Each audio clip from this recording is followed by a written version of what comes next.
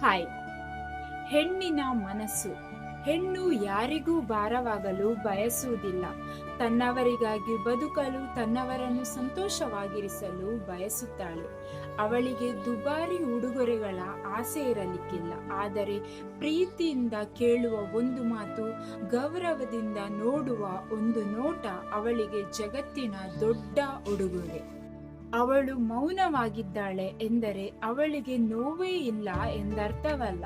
ಬದಲಾಗಿ ಅವಳು ತನ್ನ ನಗುವಿನ ಹಿಂದೆ ಎಲ್ಲ ನೋವನ್ನು ಮರೆಮಾಚಿಕೊಂಡಿರುತ್ತಾಳೆ. ಒಂದು ಮನೆಗೆ ಬಂದ ನಂತರ ಅಪ್ಪ ಅಮ್ಮನ ನೆನಪುಗಳನ್ನು ಮನದಲ್ಲಿಯೇ ಇಟ್ಟುಕೊಂಡು ತನ್ನ ಹೊಸ ಮನೆಯವರನ್ನೇ ತನ್ನ ಪ್ರಪಂಚವನ್ನಾಗಿಸಿಕೊಳ್ಳುತ್ತಾಳೆ. ಗಂಡನ ಪ್ರೀತಿಯ ಒಂದು ಮಾತಿಗಾಗಿ, ಕುಟುಂಬದ ಮೆಚ್ಚುಗೆಗಾಗಿ ಎಷ್ಟೋ ತ್ಯಾಗಗಳನ್ನು ನಗುತ್ತಲೇ ಸಹಿಸುತ್ತಾಳೆ. ಅವಳ ಕಣ್ಣೀರು ಅವಳ ದುರ್ಬಲತೆಯಲ್ಲ, ಅದು ಅವಳ ಹೃದಯದಲ್ಲಿರುವ ಪ್ರೀತಿಯ ಆಳ. ಆದ್ದರಿಂದ ಹೆಣ್ಣನ್ನು ಅರ್ಥ ಮಾಡಿಕೊಳ್ಳಿ, ಅವಳ ಭಾವನೆಗಳಿಗೆ ಬೆಲೆ ಕೊಡಿ, ಅವಳನ್ನು ಗೌರವಿಸಿ.